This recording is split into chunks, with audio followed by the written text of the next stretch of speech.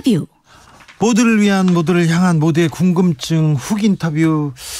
오는 5일이 이태원 참사 100일 되는 날입니다. 진상규명, 책임자 처벌 어떤 거 하나 해결되지 않은 것 같아요. 거기에 2차 가해까지 유가족들 가슴에 멍들게 하고 있는데 국가는 어디 있는지, 제 역할을 하고 있는지, 유가족들은 어떤 말 하고 싶은지 좀 들어보겠습니다. 이태원 참사 유가족협의회 운영위원이고요.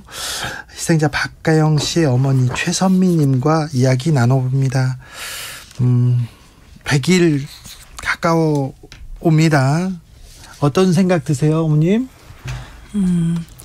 1차 기강 보고할 때 네. 이상민 장관이 유족을 보면서 이렇게 본체 만체 하고 지나갑니다. 그때 저희는 이제 옆에서 우리는 이제 불가촉 천민이 됐구나, 그런 생각을 하고 한번 좌절을 하는데, 어제 또 오늘 아침에 오세훈 시장이 광화문을 불어를 냅니다. 네. 우리는 과연 국민인가? 나는 이 나라의 국민은 될 수 있나? 이런 또 좌절을 한 번 더 했습니다. 아이고, 그렇군요. 아니 100일이어서 추모제 한다는데 그 광장을 열어주지 않는다. 이걸 또 어떻게 받아들여야 할지. 그동안에 경찰의 특별수사본부 수사가 있었어요. 특수본 수사가 있었고 55일간의 국정조사도 있었습니다. 성과가 좀 있었습니까? 어떻게 생각하시는지요? 꼬리 자르기식 수사죠. 죄송합니다. 제가 아침에 너무 많이 울어서 목이 많이 쉬었어요. 아니요, 괜찮습니다. 꼬리 자르기 수사였고, 유족은 물론이고 누구도 납득할 수 없는 수사 결과. 예. 저희는 용납할 수 없는 수사 결과라고 생각합니다. 네. 아니 국가가, 정치하는 사람들이 이 상처를 보듬고 좀 다독여줘야 되는데 전혀 그러지 못한 것 같아요. 근데 아침에 왜 우셨어요? 저희는 지금 감정 상태가 물리적 재난 같은 심리적 재난을 지금 겪고 있거든요. 그래서 어떤 때는 뭐 가뭄처럼 막 가슴이 쩍쩍 갈라지기도 하고, 어떨 때는 막 폭우처럼 눈물이 쏟아지기도 하고, 네. 해일이 와서 우리를 막 부실 때도 있고, 네. 저희는 이제 감정 상태가 지금 온전치 못해서 오늘 아침은 100일을 생각하니 네. 오세훈 시장의 불어 소식을 듣고 너무너무 가슴이 아파서 예. 몸부리치면서 울었습니다. 네. 국정조사로 조금 유가족들의 마음을 좀 다독일 수 있을까, 이런 생각했는데 국정조사에서 밝혀진 게 없어요. 국정조사에서 뭘 했는지도 모르겠습니다. 이 부분은 미흡하다, 이렇게 생각하시는 부분 있습니까? 수사든 조사든 어쨌든 피해자를 불러서 예. 피해자의 피해 사실을 먼저 듣는 게 우선인데, 유가족의 궁금한 점, 예. 유가족이 알고 싶은 점을 처음부터 듣지도 않았고 지금도 듣지 않았고, 네. 이 사람들은 우리가 무엇을 궁금해하고 요구하는지를 전혀 모르는 상태에서 네. 수사와 조사를 하니 네. 그 결과가 만족할 수 없는 거죠. 어머님은 무엇이 가장 궁금하고 이 부분은 밝혀야 된다고 생각하십니까? 우선 저는 저희 아이부터 얘기를 할게요. 네, 가영 씨의. 저희 아이는 친구가 분명히 구급대원과 같이 구급차를 탔습니다. 네. 타서 구급대원한테 엄마 번호도 알려주고, 네. 아이의 신원도 확인하고 다 해줬어요. 그래서 구급대원이 차 안에서 저희한테 전화가 왔어요. 예. 아이가 이렇게 사고가 났으니 순천향병원으로 빨리 데리러 오라고. 네. 저희는 이제 연락을 받고 갔죠. 예. 갔는데 아이가 신원이 확인이 안 된다고. 아니 그 신원 확인해서 전화까지 하고 받았잖아요. 근데 신원 확인이 안 된다고 저희를 순천향병원 바깥에서 12시간을 세워놓고 온 서울 시내를 다 뒤지게 만들고, 결국은 우리가 어떤 대표 번호로 전화해서 저희가 찾아내거든요. 네. 그런 과정을 떠나서 그런 과정에서 우리 아이가 구급대원이랑 제가 연락을 해보니, 구급대원은 그 신원을 순천향병원에 아이를 시신을 인계할 때 같이 인계했다고 하더라고요. 네. 왜 아이를 변사자를 만들었는지 그 부분 너무너무 궁금하고요. 예. 반드시 알아야 되고. 그렇죠. 그다음에 아이가 나신으로 왔어요. 저희들한테. 도저히 이해할 수가 없어요. 저는 이제 그 당시는 우리 아이만 그랬나 하고 억울하고 해도 넘어갔는데 유가족이 모여서 이야기를 하다 보니까 대부분의 아이들이 그렇게 된 거예요. 왜 그랬죠?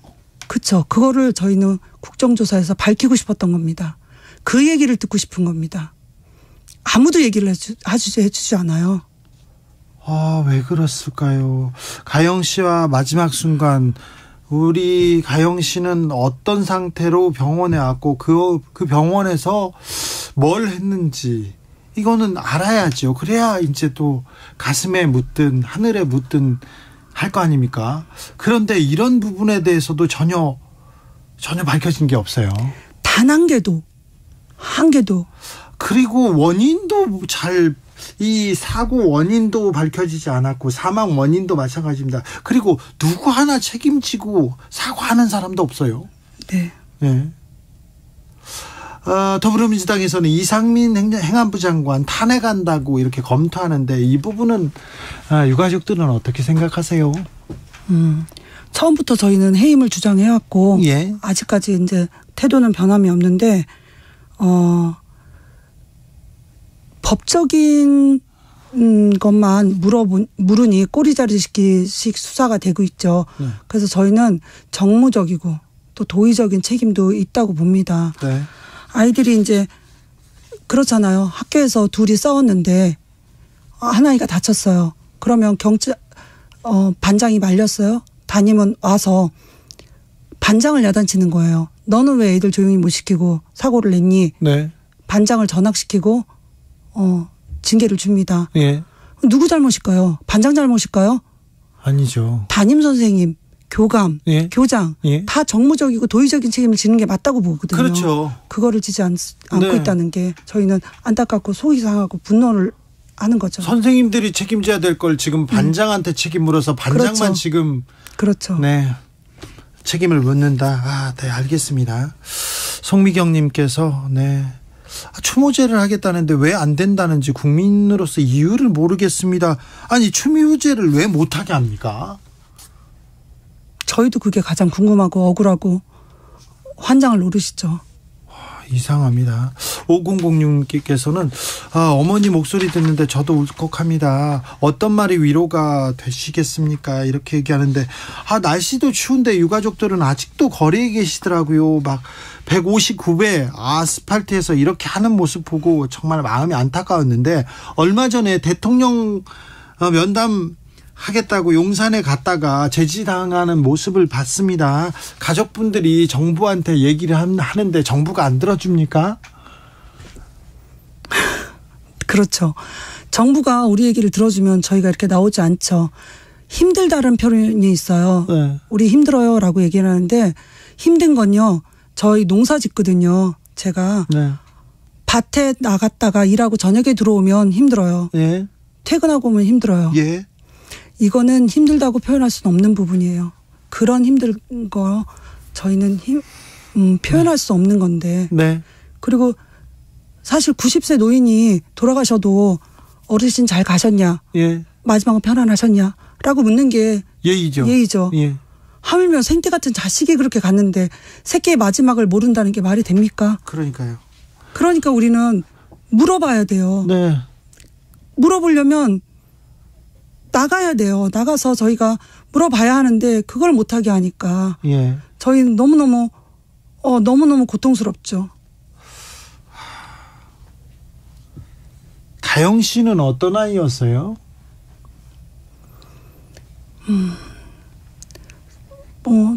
생명 같은 아이죠. 저희 생명 같은 아이고 이 아이는 굉장히 재미있었고 착했고 단편적으로 제가 여러 번 말씀드렸지만 얼마나 성실한 아이냐면 대학교 2학년이었는데 방학 3번 동안 방학이 한 번에 2달이잖아요. 하루에 12시간씩 알바를 합니다. 1,300만 원을 모았어요. 부모님 부담 줄여주겠다. 유학 가겠다고. 유학 가고 싶다고. 네. 그래서 그 돈을 1,300만 원을 모았는데 그 돈이 어디에 쓰이냐면요. 묘자리 쓰는데 1,300만 원이 들어가더라고요. 지 생일날 발인이 생일이었어요. 지 생일날 지가 번 돈을 가지고 지 자리로 들어갔어요. 그러니 저희가 아이에 대해서 저희가 외치지 않을 수가 없고 알려달라고 안 할 수가 없지 않습니까? 그런 아이인데. 같이 이태원에 이렇게 같이 나갔던 친구는 가영 씨의 손을 잡고 같이 이렇게 병원으로 갔는데 친구는 돌아왔는데 가영 씨는 돌아오지 못했습니까? 그렇죠. 네.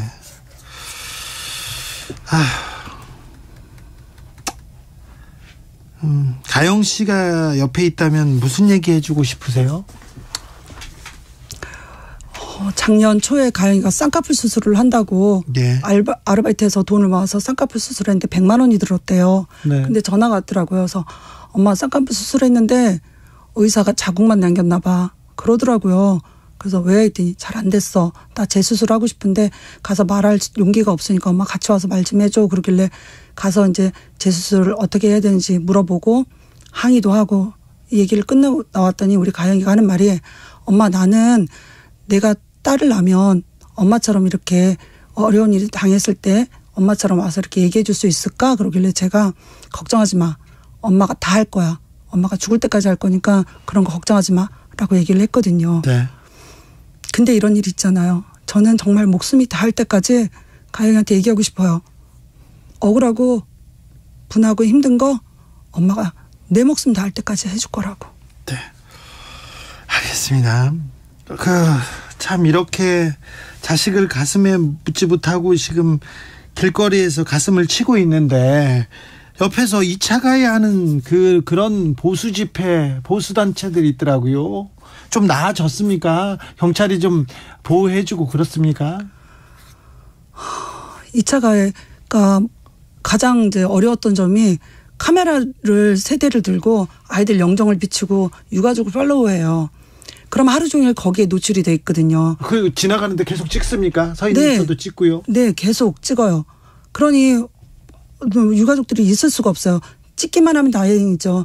찍으면서 가진 이제 말들을 합니다. 그 유튜브에 대고 얘기를 하나 봐요. 그러니까 그거를 듣고 있다가 엄마들이 반항도 못 하고요. 하소연도 못 하고 그냥 기절해요. 사람이 다른 사람의 말을 막 듣고 기절을 한다는 건. 아니 근데 기절하고 있는데 공권력은요. 구청에서는요. 경찰서는 아무것도 안 합니까?